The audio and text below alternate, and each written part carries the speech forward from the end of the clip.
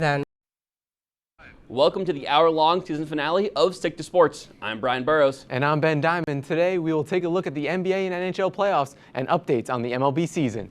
Roll it.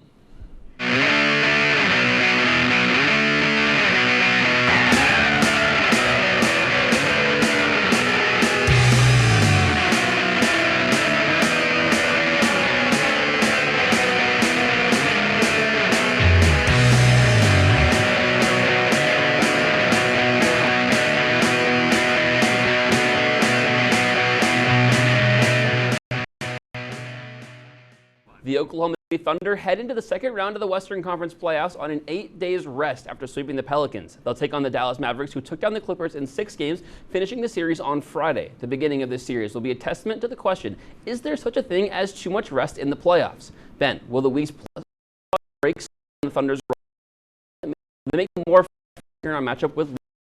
That really is the question. Will it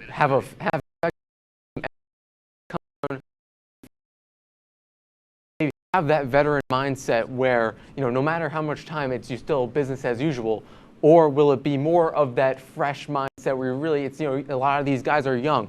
So if it's their first year mindset, if they come into game 1 against Dallas and they're kind of having an off night, that might snowball into something bigger. They might really start getting into their own heads, and that might really play a huge factor in whether or not they're able to, play to the level that got them into the 1 seed in the first place. Yeah, I think the answer to this question is really we're going to know by the end of game 1.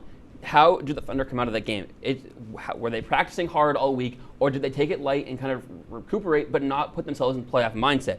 The Mavs are going to come in with the advantage too. They had a tougher team in the first round. The Pelicans, not as nearly as good as the Clippers were, even without Kawhi.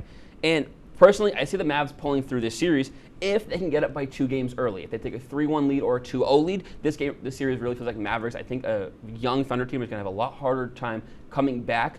But if it's close, it really could go either way, where the Thunder's fresh legs could really benefit them late in a game 6 or in a game 7.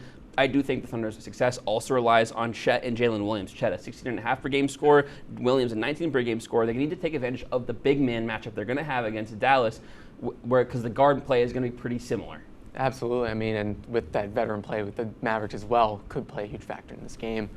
After dispatching the Miami Heat in 5 games, the Boston Celtics welcomed the Cleveland Cavaliers in round 2 after they went 7 games with the Orlando Magic. Although they came away victorious in round 1, do the Cavs have a reasonable chance to oust the team with the best record in the NBA, or will they be on their heels the entire series, Brian?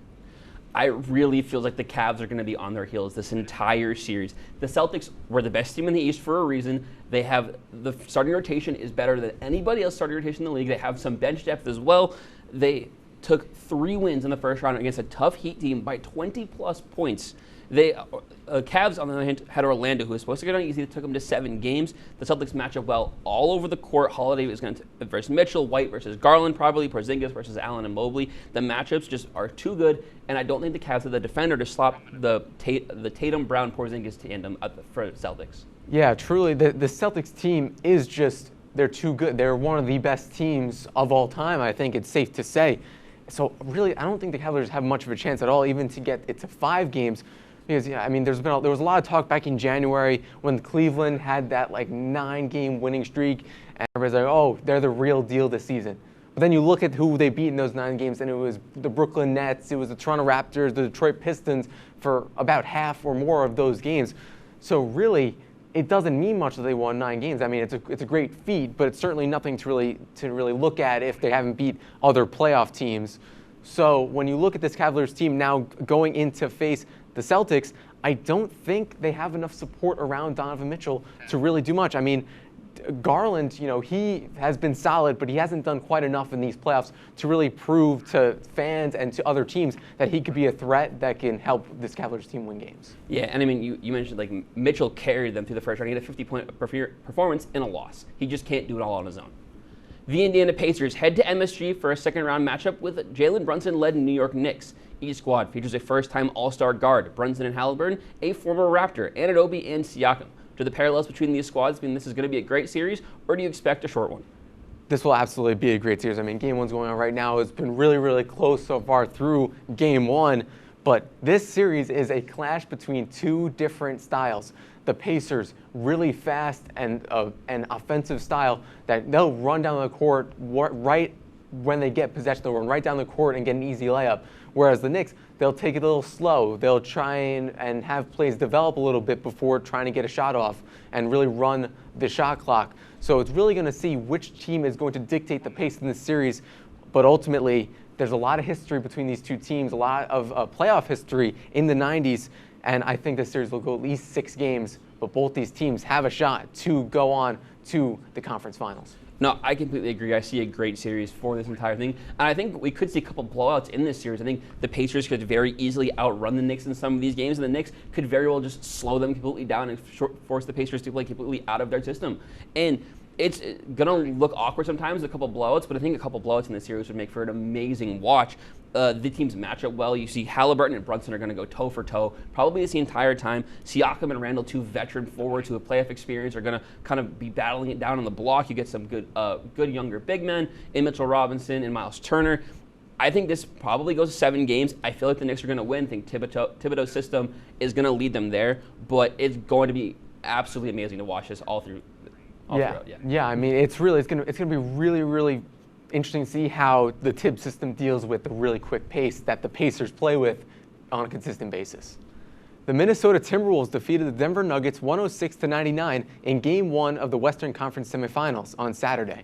With a 43-point performance, Anthony Edwards continued his run of dominance in this year's playoffs. Brian, with one game already in favor of the T-Wolves, how do you think the rest of this series plays out? You mentioned that Anthony Edwards took over in Game 1, and I see this series kind of being dictated by the play of Anthony Edwards. If he stays on and the rest of the team kind of plays well around him like they did in Game 1, I think this very easily could go in the hand of the Nuggets. But if Anthony Edwards isn't dropping at least 30 in all these games, they're not going to win the series. This is a very experienced Nuggets team. They have pretty much almost the same roster as they've been in the last couple playoffs. Jokic had 33, and I expect that to continue or even to be better. Jokic is just a monster. They do not have an answer for him. Both squads just played so well in the first game, and I think it's going to be close throughout, but I just do see this feels like the Nuggets pulling it out. There's the experience of Jokic and MPJ and Jamal Murray. Just the entire team is going to keep them through this first round and even further probably. Yeah, and you mentioned Jokic and how he could really dictate a series, and he put up 32 points, and he wasn't even at his best. He wasn't very efficient. He shot 11 for 25 from the field, and he still was able to put up over 30 points in this game. And Jamal Murray also had an off game, so if he's able to get it going, I could really see that the Nuggets obviously flipping the script. But also, for the Timberwolves, Anthony Edwards scored 27 out of the team's 40 first-half points. That's not very sustainable. They were able to pull it out because they had a great second half, scoring 66 points in the second half. But it's not sustainable if they're going to just keep relying on Edwards to really take on the brunt of the workload in any given game. No, they're going to need Karl-Anthony Towns to step up. They're going to need players like Jaden McDaniels, to kind of the role players, Mike Conley, to really play big games. And if they don't get it, it's going to be a bad series for the Timberwolves. We're going to take a quick break, though. When we come back, we'll move over to the NHL playoffs here on WTOP 10. Would you like to try snacks from faraway lands? Or snacks with bizarre flavors? How about snacks in new ways? Or snacks you've never tried before? You don't have to go far to find these snacks. They can all be found here at Snacks on West 1st Street.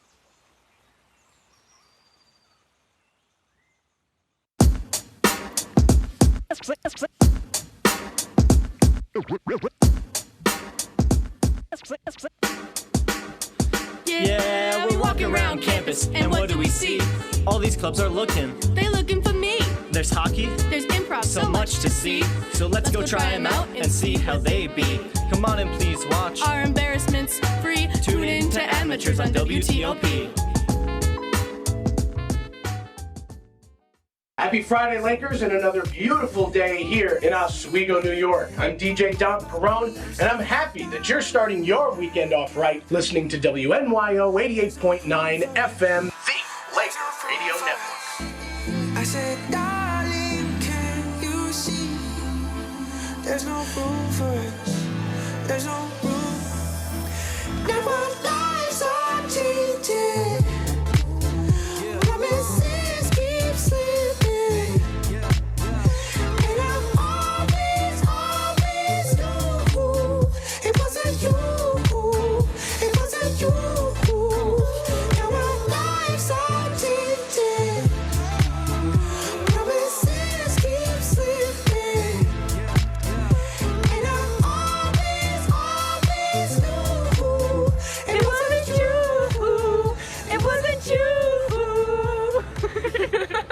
Welcome back to Stick to Sports. The New York Rangers already have a 1-0 lead on the Carolina Hurricanes after a 4-3 win on Sunday. The Canes, the second best team in the East behind the Rangers this year, were the favorites to win the Cup headed into the series. The two squads went 7 games in the 2022 conference semis, with the Rangers coming out on top. Now down 1-0, can the Hurricanes still take the series, or are the President's Trophy winning Rangers headed to the Eastern Conference Finals? I think this is probably the best matchup of the playoffs, or could possibly end up being when it's all said and done.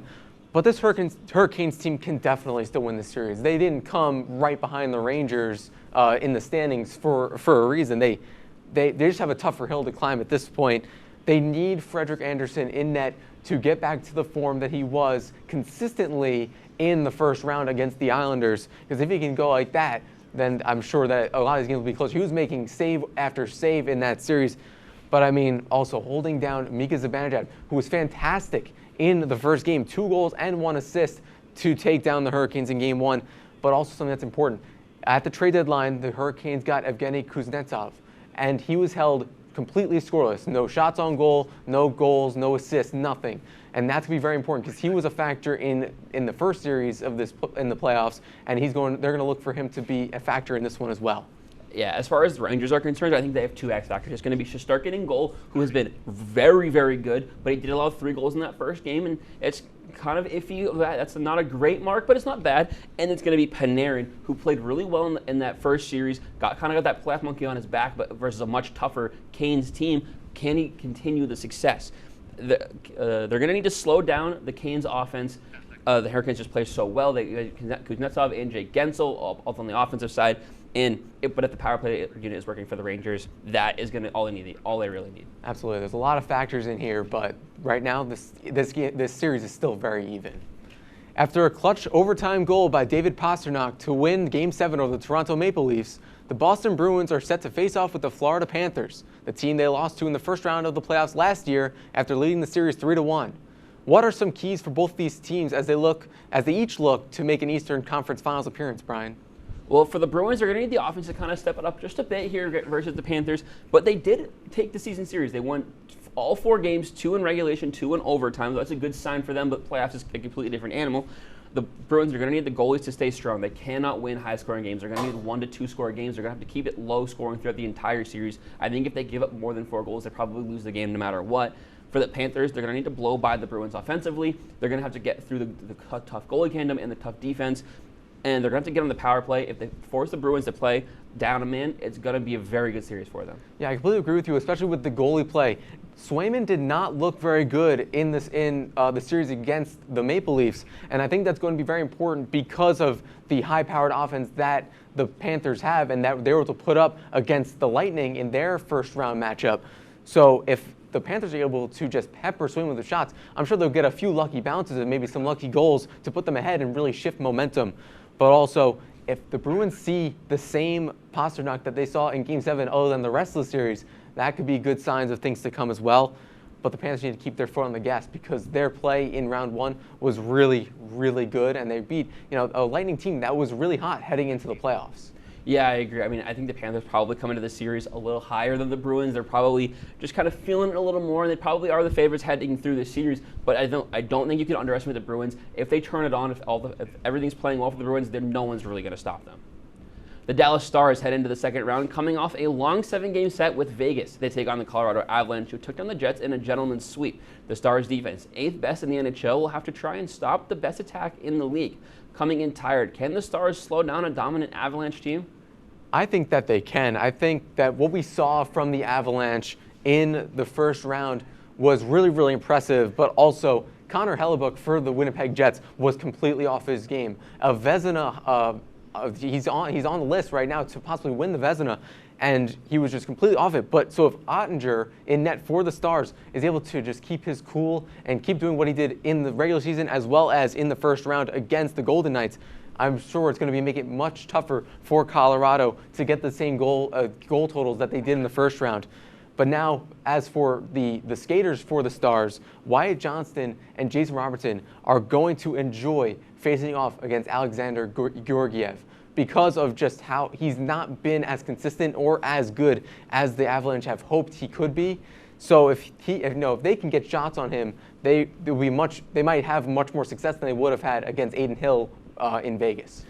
I mean, you mentioned how off his game Connor Hellebuck was, but it helped the Avs out. They're coming in winners of 4 straight with 5+ goals in all 5 games. Even in the loss, they had 5+ in that first round. They're going to have fresh legs, which I think in hockey is such a huge thing to have, getting that rest. McKinnon and McCarr are such a lethal duo. And they have 200 points. You add another 100-point scorer and Mikko Rantanen into that. I think this series is all Avs. They just come in fresh. Their offense is just that good. And I just don't think the Stars have what it takes to take on this Avalanche team this year. I mean, they're both really good teams. I really do think that the Stars still start a little slow, but I think that they still have that talent to at least take it 7. But I feel that they have a chance to actually take the series as a whole. The final 2 Canadian teams in the NHL are set to face off against one another in the Western Conference semifinals. The Edmonton Oilers made quick work of the LA Kings, and although the Vancouver Canucks faltered a little bit against the Nashville Predators, they came away victorious, sealing the series in 6 games. What are your expectations for the series, Brian?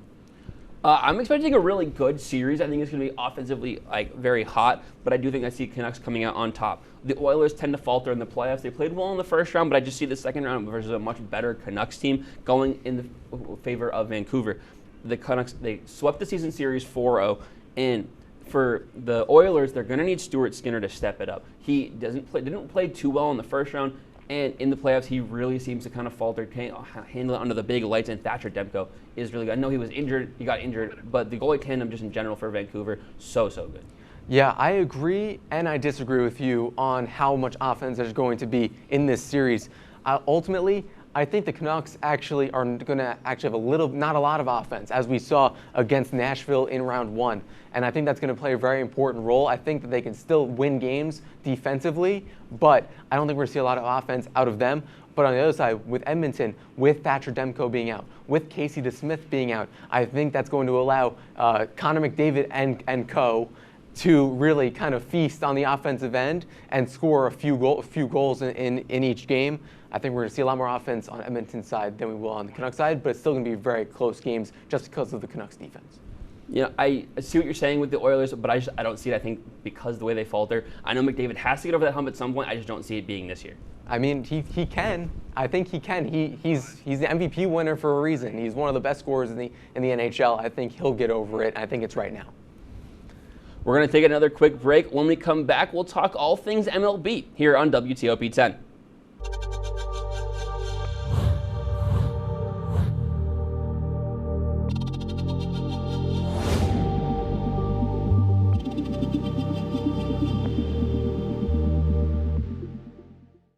Say, President Stanley, whenever there's bad weather, who would you turn to? I'd turn to Storm Team 10. No, right but you've here. got to say it like this. Storm Team 10. Say it with me. Storm Team 10.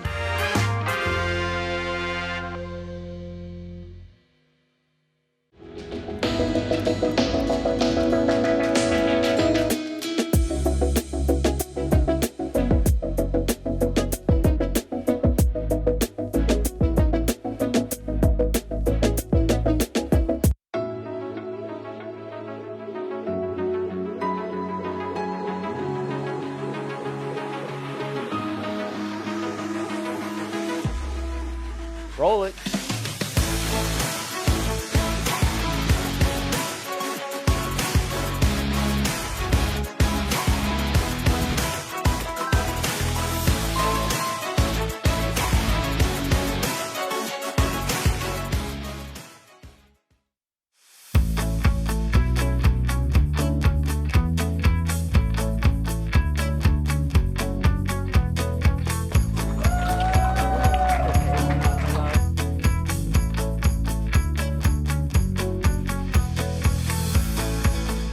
Jill Should we told me it tell was him? Kitty from Glee. Yeah, what is it? Al Roker.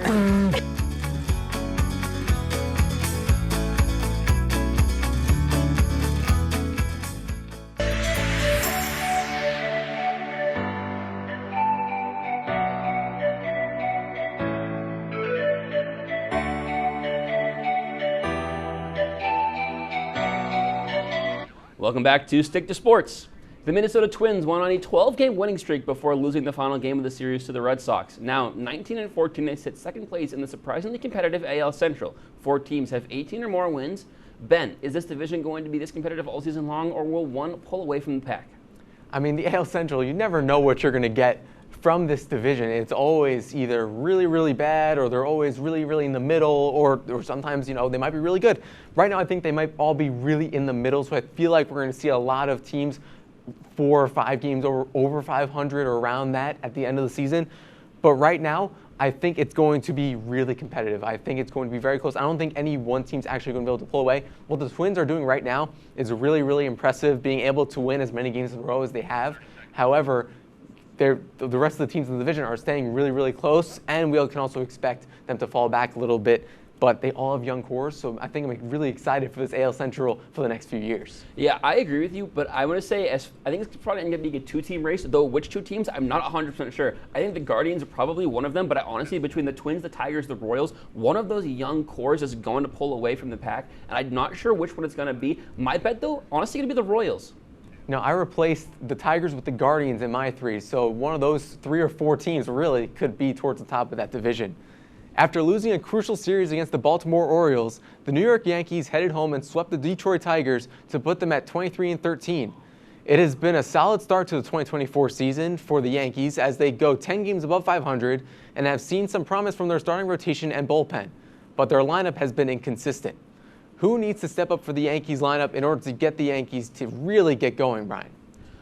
First name on my list is Gleyber Torres. It's been a really tough start, really tough first month for Gleyber Torres. He hasn't really gotten it going. A guy who's in a contract year, you used to see those people in a contract year step up and play really well. He really hasn't done that yet. He's going to need to get it going in kind of the middle of this Yankees offense. You add that back in, even as maybe like a mid-700s OPS player to maybe upper, it's going to be a big impact. And then Austin Wells, also a pretty slow start for him behind the plate. The catchers offensively can usually be more defensive. I think getting his bat warmed up, too, could be a huge benefit to this Yankees lineup. I completely agree with you, especially with Gleyber Torres. I mean, right now he's batting .222 with only 1 home run and 7 RBIs, and he's supposed to be one of the main offensive weapons for this Yankees team. But also I want to go back to the pitching as well for just what we've seen from Carlos Rodon and the rest of the rotation. All doing really, really good. Kind of surprising, but in the wake of not having Garrett Cole, they're doing just as good as we think they can. The Houston Astros' struggles to start the season continued into the start of May.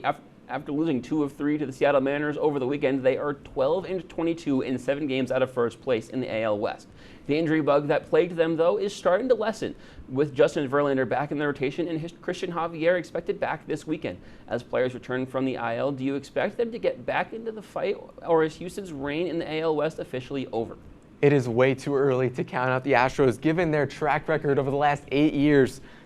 Right now, of course, we know Alex Bregman, absolutely ice cold, batting .202 with only 1 home run. That's not something you can't have. Again, another guy, we just talked about Gleyber Torres, another guy going into in a contract here right now, Alex Bregman not putting up the numbers that he would hope to get paid in the next offseason.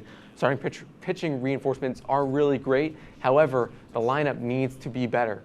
But right now, Josh Hader also has not lived up to the hype that he had coming in when he signed this past offseason as well. No, I mean, the back of their bullpen has been abysmal to start this year, and it's really, really hurting them.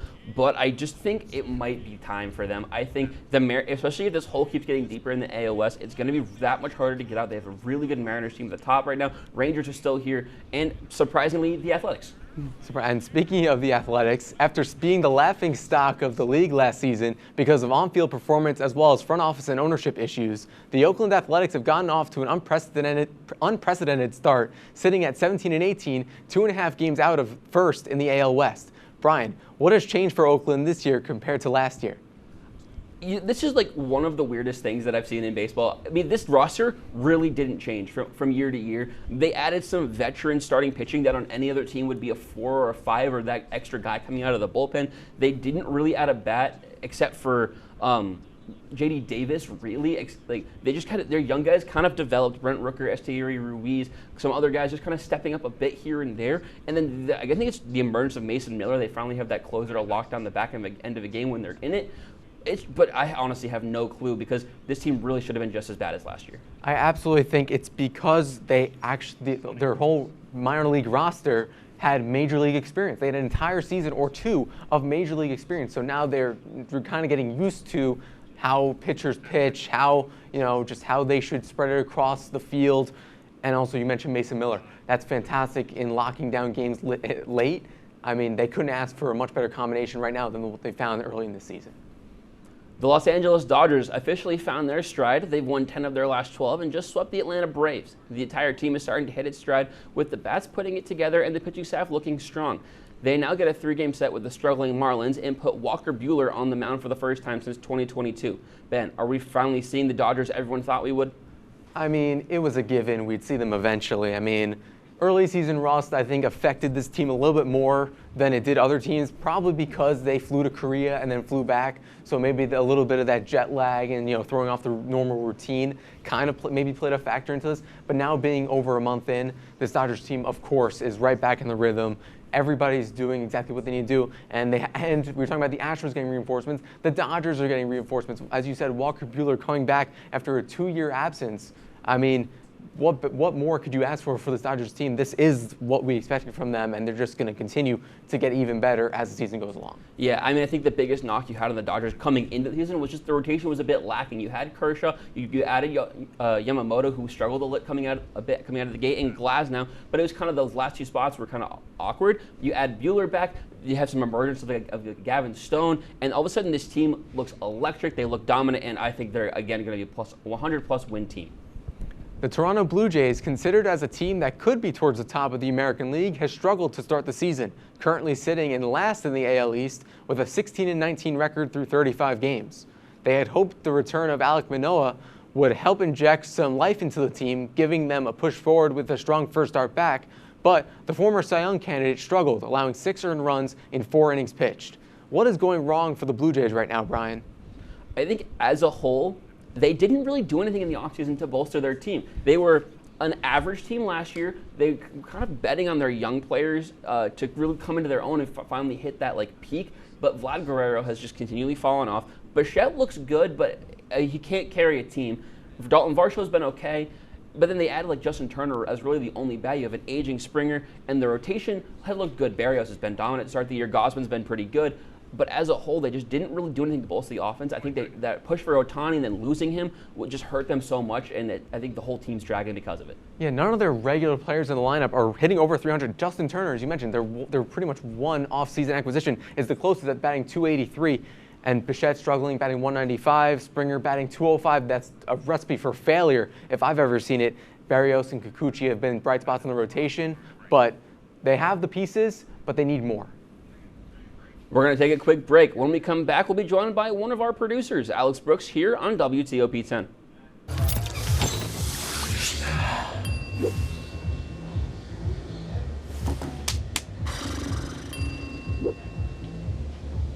If you need to do something to feel okay to drive, you're not okay to drive. Don't drive buzzed.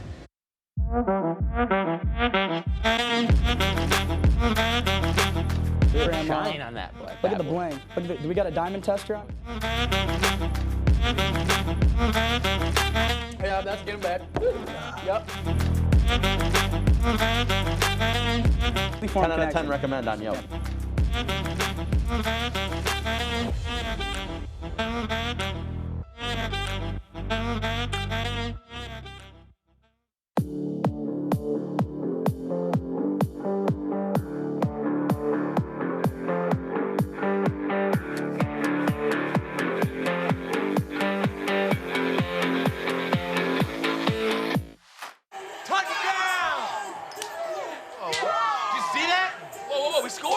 We're going to the playoffs. I can't believe I missed that. Every time I'm buzzed, I spend too much time on my phone. What? I should take your phone away. No. I'll call for a ride. Hey, why does my face look like that? I'm playing with these new face filters. Okay, you know what? Yep, that's mine. But I need that back. No. Kevin.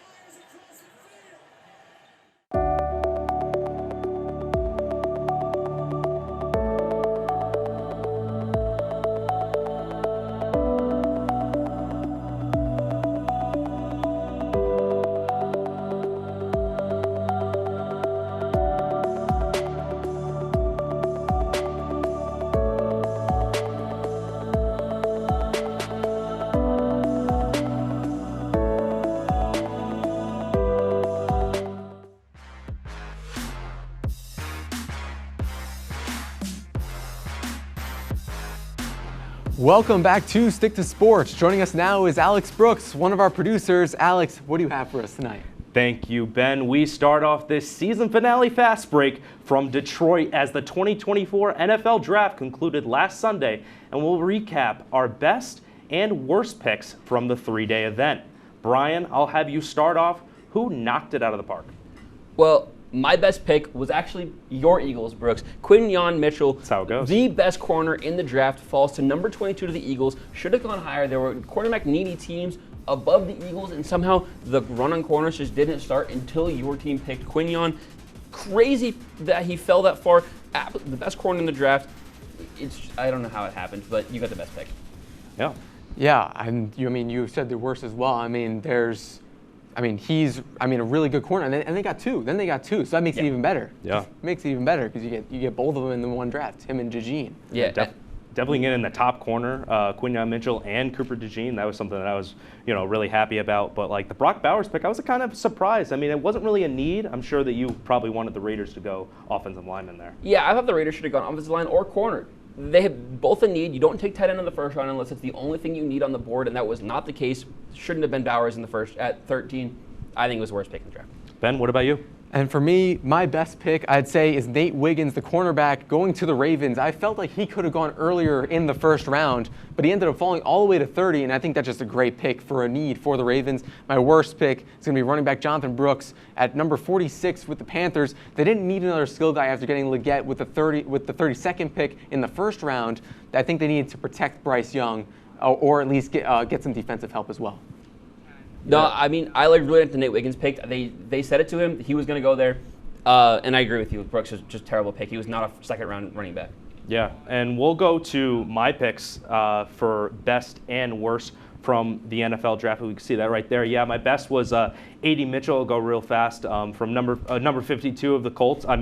They had a little bit of off-field issues. His attitude was a little problem, but if you're able to get him at number 52, if only the issues is the problem, then it's not a big deal. And then Bo Nix was my worst pick. And we are going to move over from the NFL to the NBA as the San Antonio Spurs forward Victor Wemby was able to get Rookie of the Year. And guys, does this feel like, Ben, I'll start with you. For Wemby, do you feel like he is going to, there we go. Do you feel like the Spurs are going to accelerate their rebuild because of Wemby? Absolutely. He's the cornerstone, and I feel like before the season started, we knew that he would probably win it, and of course he did, as the first option for the Spurs this season. And I think that's why guys like Chet Holmgren couldn't catch him, because Holmgren was more like the 4th/5th option on a number 1 seed Thunder team. So for Wemby to win this award, it was all because he was doing pretty much everything for a Spurs team that couldn't really do much.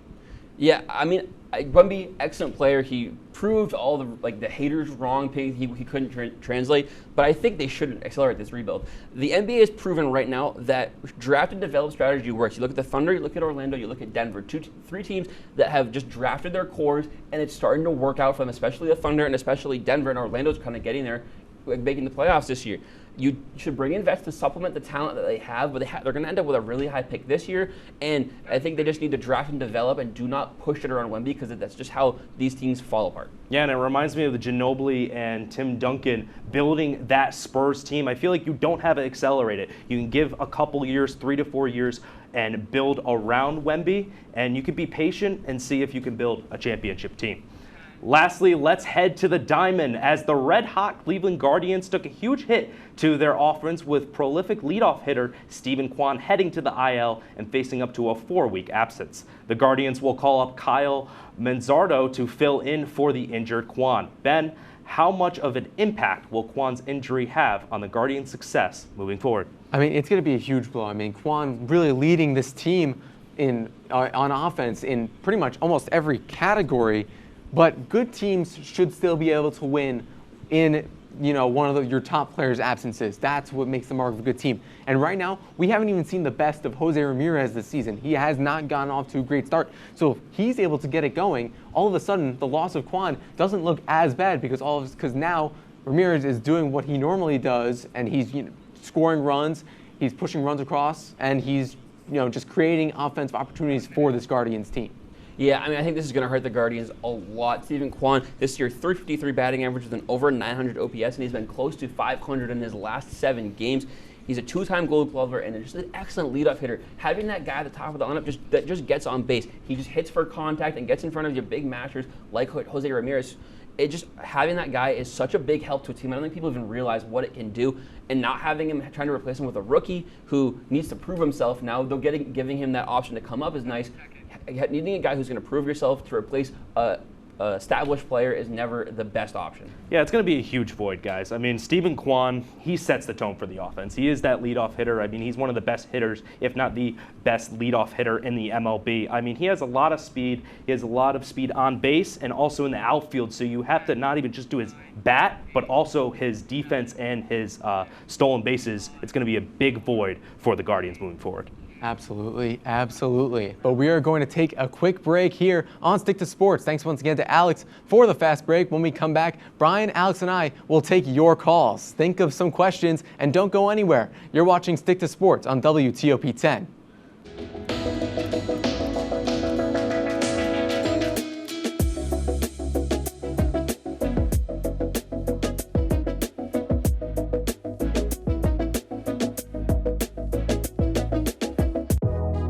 Welcome back to Major Discussions.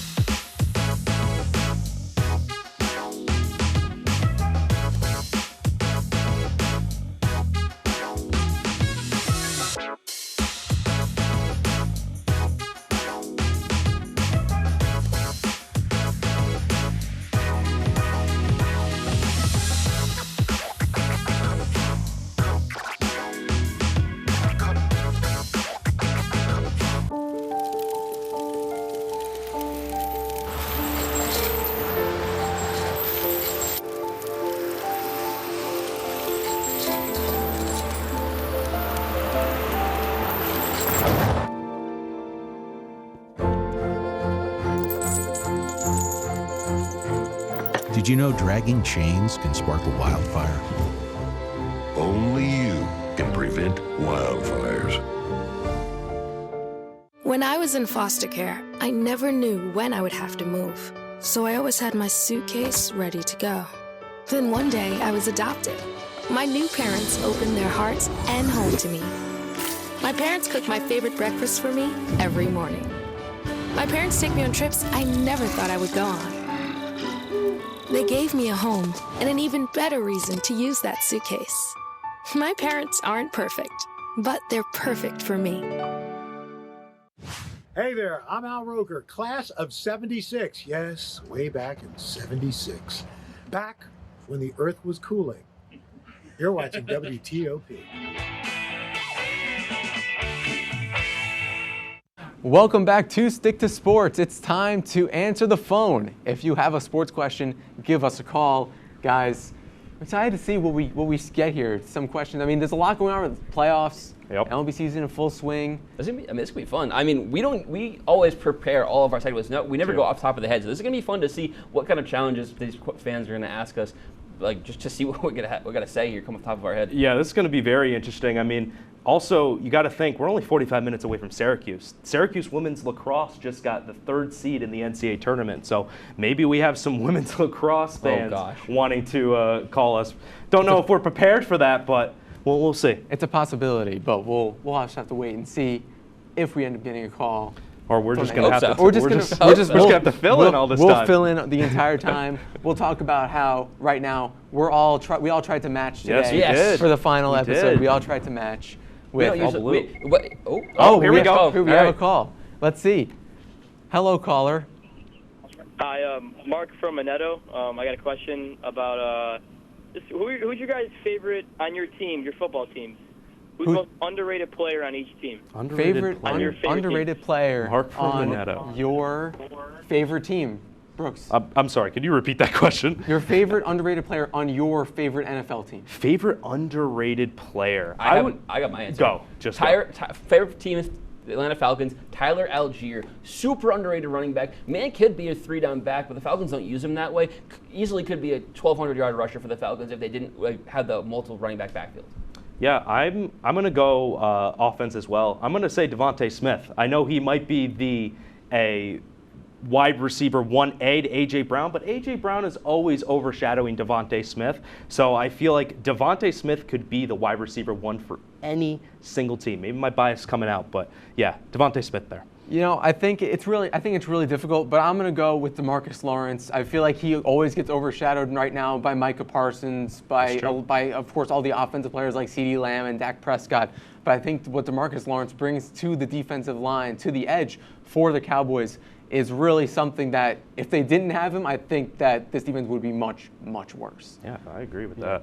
No, I mean, DeMarcus Lawrence, he was like an all-pro style player a couple of years ago, and then they kind of beefed up that defense under Dan Quinn, and they added players around him, and his production didn't really slow down, but the production of everybody else around him kind of overshadowed what he was still bringing, especially the veteran presence from him as well. I think DeMarcus Lawrence is a great player. Yeah, and I really like what Tyler Algier brings. I mean, just last season, whenever it seemed like Bijan wasn't on his game, it was up to Algier, and he really did pick up the slack almost every single time, and that's without, a stable quarterback. So now let's see what happens when they have Kirk Cousins under center, or let's see what happens if they have Michael Penix under center. It's going to be really, really interesting to see what these guys do with, a stable quarterback on the offense. Yeah, for Lawrence, I feel like he's one of the top defensive rushers. You were saying Micah Parsons was that guy who was just, he's the spotlight. He is the star in the Dallas Star. So I feel like DeMarcus Lawrence, he gets a little overshadowed. When Parsons was not there, DeMarcus Lawrence was getting his name out there, but I feel like since Parsons was there, so I agree with that. And then Algier, I was thinking Cordero Patterson was going to be that guy for Falcons, but we got another call. We had another call. And Patterson's gone. He's in Pittsburgh, by the way. Exactly. Ooh, Jacob Bradley. Let's see who's calling. Hello, Jacob. Oh, no, this is Frank from Fulton. Frank from Fulton. Oh, my bad. Yeah, just curious what you guys thought about the Stanley Cup. The Stanley Cup. Stanley Cup. Stanley Cup. Thank you, Frank. The Stanley Cup. Brian, what do you think of the Stanley Cup? Just the cup in general, or like the actual playoffs? Because the playoffs this year have been really good. We've seen a couple of really good series, and I think coming up into the second round, we're going to have a lot of really tight matchups, and I think we're going to see a couple really long series. The Cup itself, kind of cool. I got to go to the Hockey Hall of Fame over spring break, see the Stanley Cup, and it was actually really cool to look at, just be up close and in person with it. I think it's one of the best trophies out there. I'm not even going to talk about hockey. I'm going to talk about the Stanley Cup because that was the question. Oh, we got another caller. We got another caller. Hello, caller. Hello, this is Sue from Massachusetts. Hi, how's it going? What question do you have for us? Do you think anybody can take the Celtics down this year, or are they going to win it all? Can anybody take down the Celtics? Anybody take down the Celtics? Brian, you want to start this one off? Well, as a Massachusetts native myself, this caller coming from the homeland here, and I don't think so.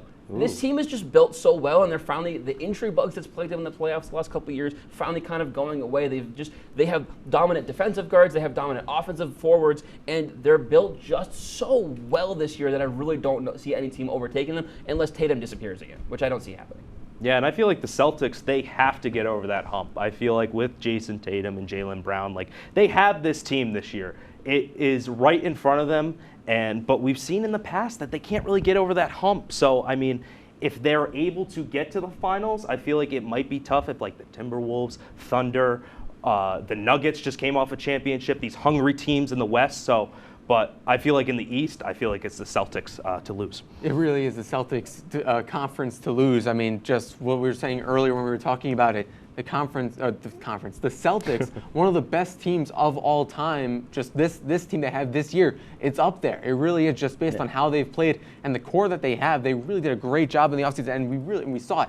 We knew that there would be a great offseason. Drew Holiday, Kristaps Porzingis to fill in the stretch four. This Celtics team is really, really good, but we have another caller. Let's do it. Let's see what question they have for us. Hey, caller, what question do you have for us? Hi, this is Troy from Tennessee. Hi, Troy. I was just wondering who the undisputed GOAT of basketball is. I want your guys' opinions on it. The undisputed GOAT of basketball. Ooh. I mean, there isn't an undisputed GOAT of basketball. Personally, my GOAT is LeBron James. Okay. Just the way he's been dominant in his era with a lot of other stars around him, multiple MVPs, multiple finals appearances, multiple finals wins. He was just in an era, in this era there has been more stars than there was in the Jordan era to battle against and deal against. And I don't want to hear the super team thing because other super teams have failed. So I've kind of proven that the way he's gone about his career, he is the best player, and now he's the all-time leading scorer to boot. Yeah, and the longevity of LeBron James' career, and I know people are going to say Michael Jordan, but like Michael Jordan also just played with one team. LeBron being able to win championships in not 3 different decades, but 3 different teams. He did it with the Cavs. He did a couple times with the Heat, and he did it with the Lakers, and he's competing every single year. So, I mean, and he's also has a lot of he has a lot of competition, and he's doing really well with it and not really getting overshadowed by any new talent. I'm going against you guys. All right. The undisputed GOAT is Michael Jordan. He is who LeBron James is always compared to. Yep. And if you have to be compared to somebody, then that means whoever that's being compared Or is that Jordan being compared to James? No. Michael Jordan is the undisputed GOAT. It's no question. 6 championships, 6 finals MVPs. His longevity was not there. He did take that break in the middle of his career, but he was still so prolific as a basketball player just throughout his career. And even though, we're seeing it now, LeBron James kind of slowing down towards the latter end of his career, even though he's still putting up big numbers, still kind of, not still giving out a lot more, work to his teammates. Jordan kind of a similar thing when he was with the Wizards. But ultimately, I think it's Michael Jordan. He is who everybody is compared to. And if you're the guy that gets compared to, then you're the GOAT. I mean, I'm going to disagree with you because I think the reason they get compared to each other is because Jordan was the GOAT right before James's career. So every time anything happened with LeBron, he was the most recent comparison to happen. I think that's why that happens. Well, we'll wait and see. But we have another caller. Hello, caller. What question do you have for us? Yes, hi. This is Bob. Hi, Bob. What question do you have? Well, I'd like to know, I'm a really big Knicks fan. I'd like to know what makes this team, so special. Why do you think that they're having so much success? Why is this Knicks team so special? And I'll start this one off. We have 30 seconds. This Knicks team, they have the grit. They have players that buy in to the system, and the chemistry is just really, really good, and they just play well with each other. No, I agree with you. I think it's the buying in. I think everybody buying into the Thibodeau system is what's making this team so good. And I have 2 words: Jalen Brunson. Wrap it up. Jalen Brunson, and he's been so good since he came over from the Mavericks. Can't ask for much more from him than what he's done. But that's all the time we have for your questions. Thank you for participating. When we come back, we will head into the final extra innings here on WTOP 10.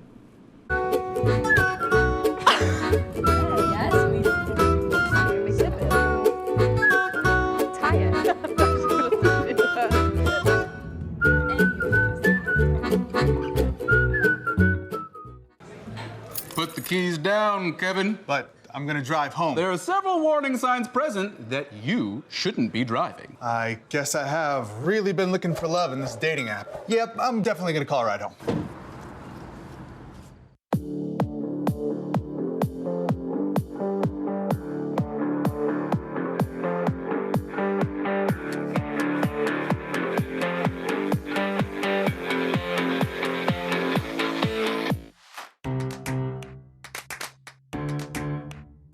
We'll deep dive into our feelings in our Real Talk segment. Stay tuned because it's about to get real.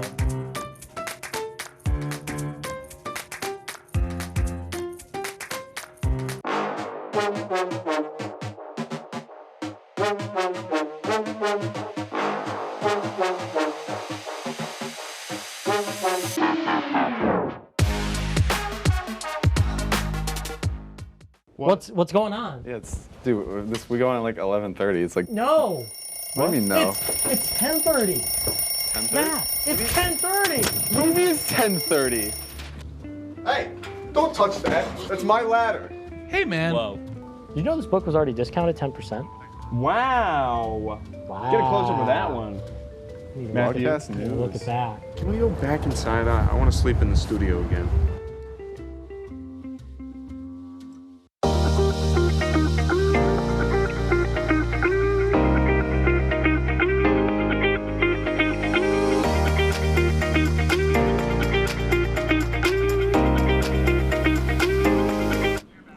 Welcome back to Stick to Sports.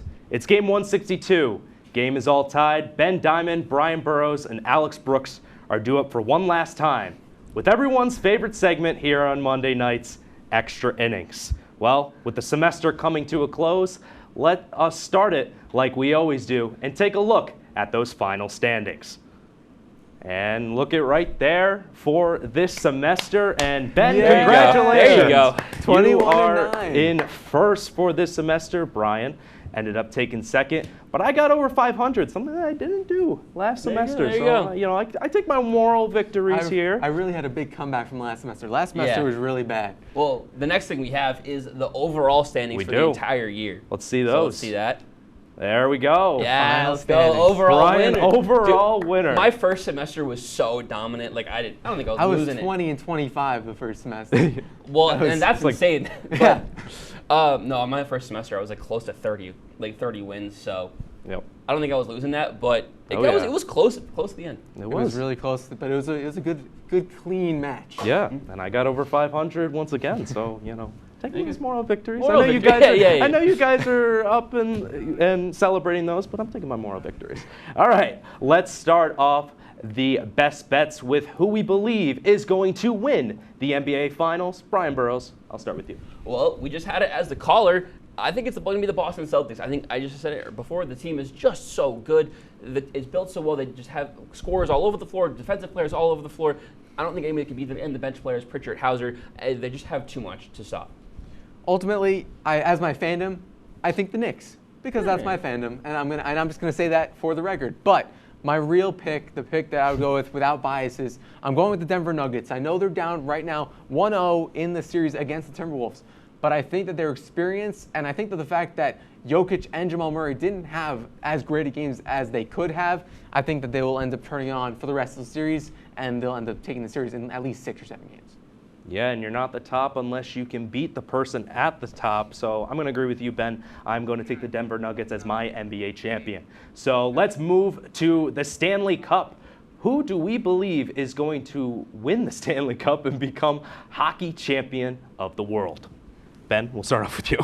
You know, I'm going to go with the Carolina Hurricanes. I know another team that's gone down 1-0 in a series. So I think that they still have the talent to beat the Rangers in a 7-game series. I think they played very, very well given the loss the Hurricanes did. But, you know, Frederik Andersen wasn't as good as he was in the first round. I think once he's able to, you know, get back to form, become a little more consistent, as I mentioned earlier in the show, I think that the Hurricanes will have a better shot of winning the series. And I also think it comes down to also blocking shots. It's going to be a big factor in making sure that he's not peppered with shots by a high-powered Rangers offense. I'm right there with you on the Canes. I think they're just kind of the best team in the East this year, and I think they're going to be able to overpower any team they get in the West. They did what they needed to do at the deadline. They added the offensive power and the offensive players they needed to kind of boost themselves up, and I think they're just the best overall team. Yeah, my bias is going to come out here. The New York Rangers. Nice. I'm going to take as the Stanley Cup champion. But I know it's only May, but let's pretend the leaves are falling down and we're going out trick-or-treating with our Halloween costumes. Brian, who is winning the Fall Classic? Oh, God, it's so early to answer this question. I mean, we really haven't seen a lot this year, but early bets for me are the Los Angeles Dodgers. That team's just so good. They're hitting their stride now. We're seeing it with the Betts, Freeman, Ohtani, like triple head. Will Smith playing out of his mind this year, and the pitching rotation is just going to continue to get better as Yamamoto gets the feel of the MLB ball. Again, fandom-wise, the Yankees, they can win it. course. They did retool a lot, and we've Sure. seen a lot of good stuff from the rotation without Garrett Cole. Their bullpens look really good. I think they could make a few additions in the bullpen at the deadline, but my real answer, going with the Baltimore Orioles. They are a young team. Again, they got that first taste of the playoffs last season, and I think now they really understand what it means to be in the playoffs and what the atmosphere feels like. And I think that's going to be really, really important. Towards the end of the season, they're playing so well right now. I feel like that they'll have a much better shot this season than they might have had last season. Yeah, and this might be a shock, but I'm going to go with the Cleveland Guardians. Whoa. I know. I feel like if Kwan is going to, I'm hearing some people in the back shouting about that. I feel like Cleveland Guardians, if they get Kwan back, I feel like they can compete with anybody. I mean, they've gotten playoff experience before, and I feel like they'll go over the hump this time. So I'll pick the Cleveland Guardians here. Yeah, now it is our last episode, so we are going to be saying our goodbyes, our thank yous to everyone here. And we're going to start off with Alex Brooks here, our assistant producer, our special guest. Thank you, guys.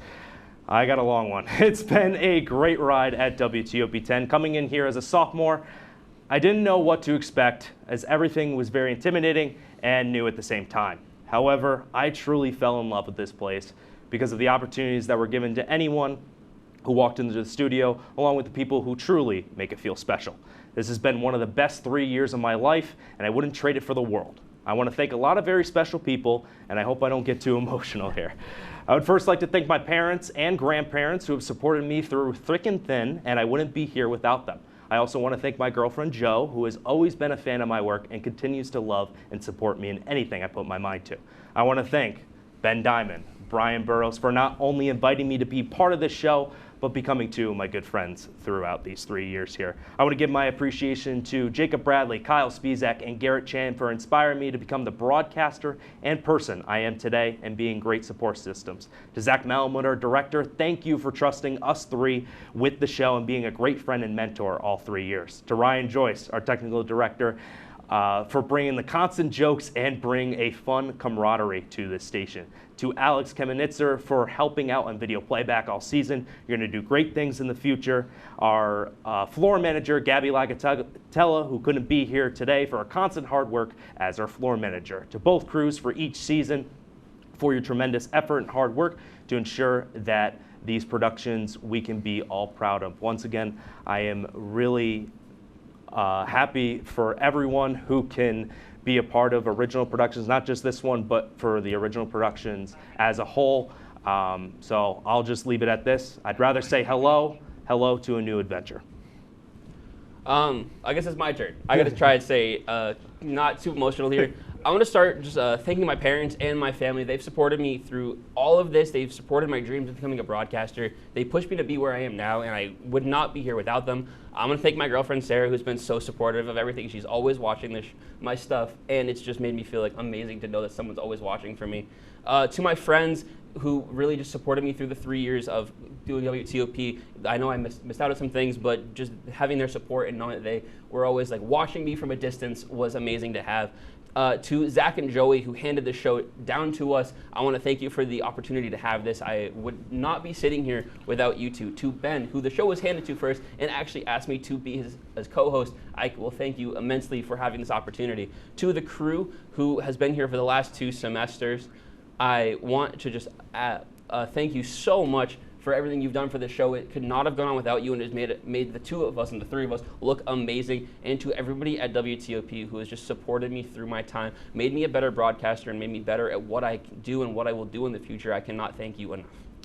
Yeah, I didn't write anything like you guys did, so I'm just going to go off the cuff before we close it out. But I want to thank everybody who tuned in and week out to watch our show. It means a lot that we're getting eyes on us and on the craft that we put a lot of hard work into. I want to thank Zach for giving me this opportunity 3 years ago, and we were just doing it on Zoom. Just really crazy how far we've come at this point. I want to thank you, Alex and Brian, just for joining me in this journey this year. It's been so much fun. We've done an awesome job. I want to thank the crew who's done an amazing job here. Just, again, what Brian said, making us look fantastic, making everything run really smoothly.